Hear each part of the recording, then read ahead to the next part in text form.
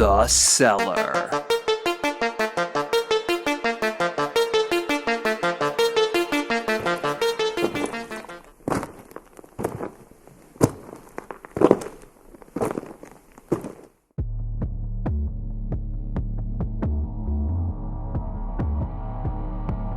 This first story takes us to Tacoma, Washington, on July 27, 2018.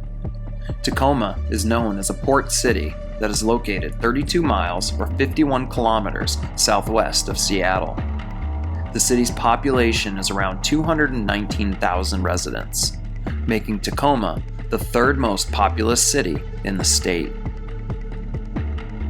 Now, for this story, you will need to know what dry ice is and how it works. Dry ice is basically the solid form of carbon dioxide, and it is primarily used as a cooling agent. The benefits of dry ice is that it has a lower temperature in comparison to water ice.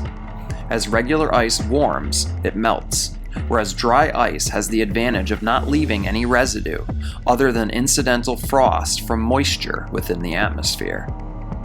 Dry ice is extremely useful for preserving frozen foods when mechanical cooling is not available. A block of dry ice has a surface temperature of minus 109.3 degrees Fahrenheit or 78.5 degrees Celsius. This first story involves a man who was running a business delivering Dippin' Dots ice cream. For those of you that don't remember or simply don't know what Dippin' Dots is, Dippin' Dots is an ice cream snack that was invented by Kurt Jones back in 1988. The treat is created by flash freezing ice cream mix in liquid nitrogen, giving the frozen treat its unique and original look. It was Thursday evening, and the man was at home with his wife and his mother. At some point that evening, the man's wife ended up volunteering to drive her mother-in-law home. The man's wife climbed into his car and soon drove off.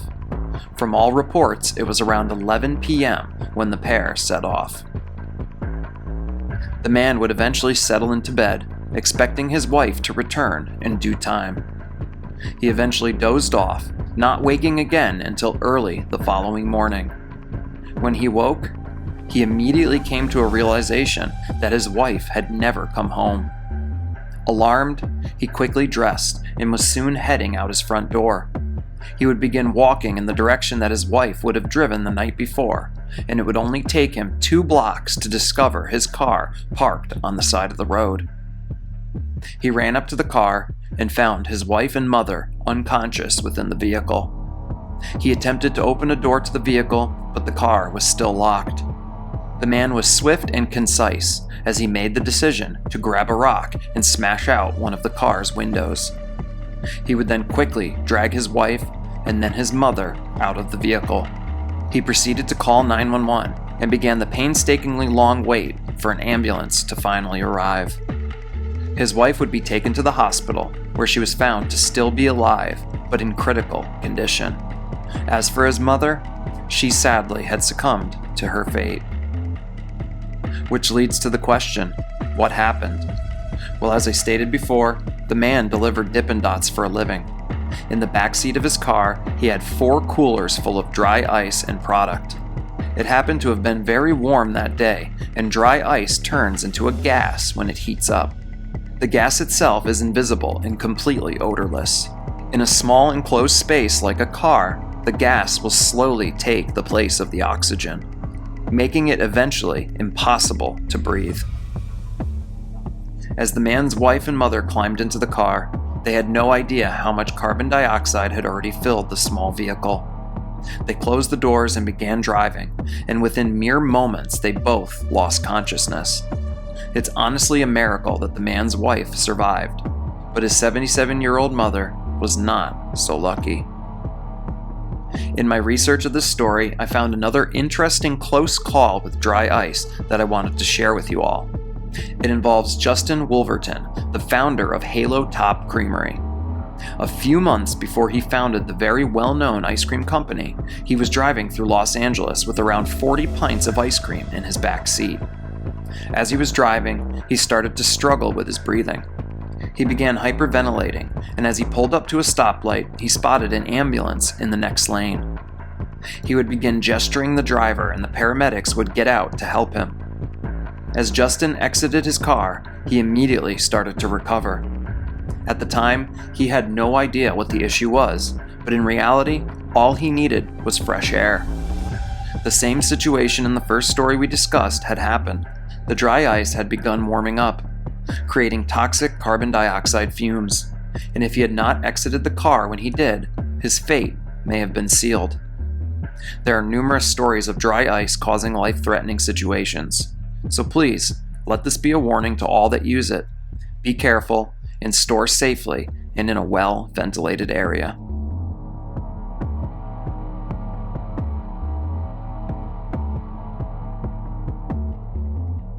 "16-year-old Kyle Plush was an Ohio native who attended the Seven Hills School located in Cincinnati, Ohio. Kyle was a member of the Seven Hills tennis team. It was April 10, 2018. Kyle Plush had a tennis match that afternoon at his school. He would hop into his 2004 Honda Odyssey minivan and drive down to the school's parking lot. It was a little after 3 o'clock in the afternoon when Kyle parked his vehicle within the lot. Kyle would remove his seatbelt and climb back to the third row seat. At the time, he had his tennis gear in the rear well. Now, in order to paint a full picture of what occurred, I found video that shows precisely what happened. Kyle, with his knees on the third row seating, would lean over the back of the seat and reach down into the rear well in order to grab his gear. As he was doing this, the seat itself would flip, sending Kyle headfirst into the rear well. This forced Kyle into a position where he was upside down and completely stuck, completely unable to move or free himself from the precarious situation he was now in. Even at only 16 years of age, Kyle courageously tried to keep a level head and find a solution to free himself. That now takes us to 3:14 p.m., when the first 911 call came into dispatchers. "Help, I'm stuck in my van, I need help," was what the operator first heard as she took the call. The operator on the line repeatedly started to ask Kyle where he was, but Kyle could not hear the operator. Now it's unclear where Kyle's phone was. It may have been in his pocket, or it may have been farther away in the front seat of the van. Either way, Kyle had the wherewithal to use the voice-activated features on his phone in order to call 911. During the call, Kyle intelligently gave the dispatcher more details, yelling that he was at Seven Hills. As the call played on, Kyle could be heard yelling, "I'm in desperate need of help," as he kicked and struggled to free himself. The first call to dispatch would last around 3 minutes. At 3:21 p.m., the incident was broadcast as an unknown trouble run, and officers were dispatched. At 3:26 p.m., officers would arrive on scene to investigate. The police patrolled the area and tried to find the caller or someone in distress. They would drive around the area for about 10 minutes, and then they closed the incident at 3:37 p.m. and went back into service, with Kyle still trapped in his minivan. At 3:35 p.m., Kyle had called 911 again. This time he provided dispatch with more information, letting them know he was trapped inside his gold Honda Odyssey minivan in the parking lot of Seven Hills. He added that this is not a joke. Now, at this point in the story, you would think that dispatch has enough information to relay to the police where Kyle is. Kyle should then be found and taken to the hospital, where his parents would later pick him up. But that's not what happened at all, as this story is an example of complete failure by the system that is supposed to be there to protect each and every one of us. Now, for some reason, Kyle's second call to 911 was not relayed to the officers who were still on scene at the time. Tragically, once this call ended, no more came in from Kyle. From this point, hours would go by, and later that evening, a family member of Kyle's would finally locate him, still stuck in his van. Emergency services were called, and Kyle was found to have perished in the moments after his last call had been made. Now, I am certain that some of you have probably heard this story.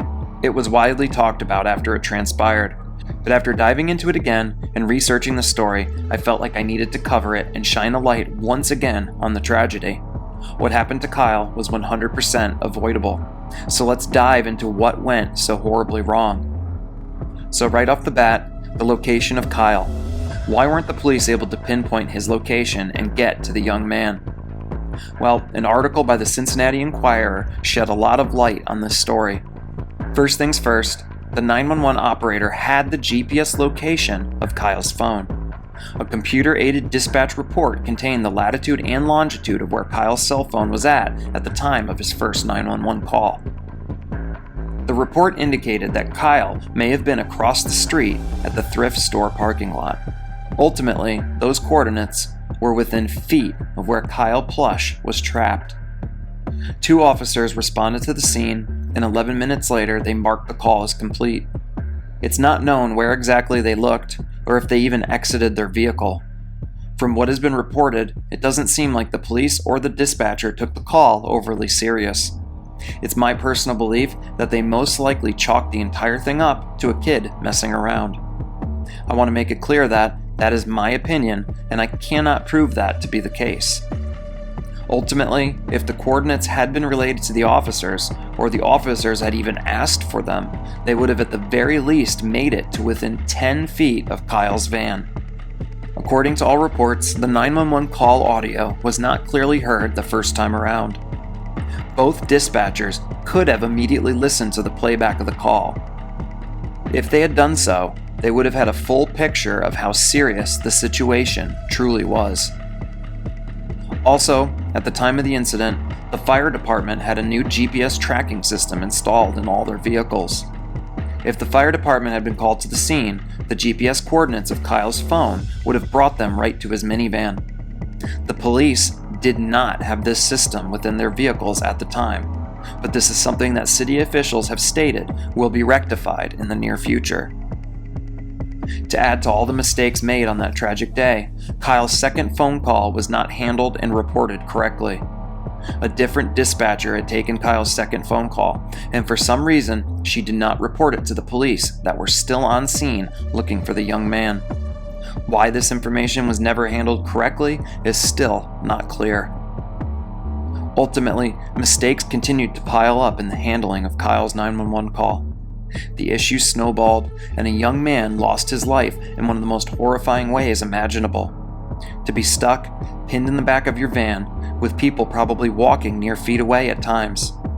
To then have the courage to still get 2 calls out to 911, as every breath you take becomes more and more difficult. Kyle's situation should have been one where we talked about how crazy it was that he survived that ordeal. But instead, a family had to bury their loved one due to incompetency and shortcomings every step of the way by the system that ultimately should have saved his life. My condolences go out to Kyle Plush and all of his family and friends.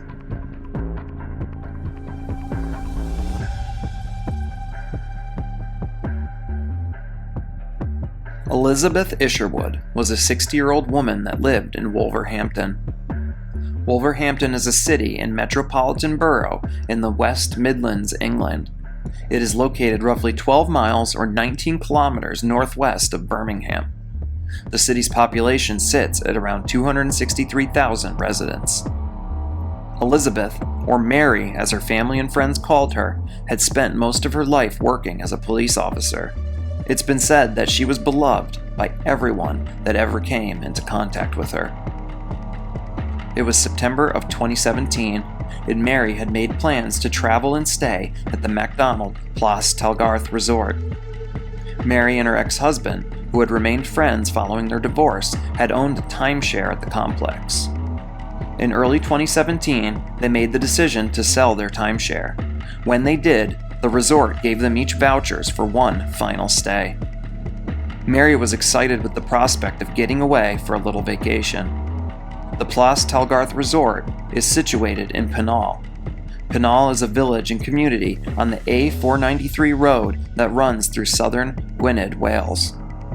The village is located on the north bank of the River Dyfi, near Machynlleth, and within the Snowdonian National Park. Mary would arrive at the resort on Saturday, September 23, 2017.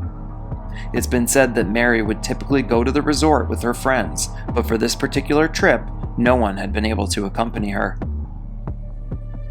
Mary then checked in at the hotel and immediately went to her room.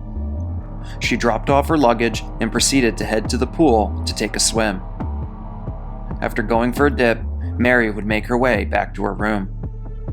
She would eventually settle in for the night and head to bed.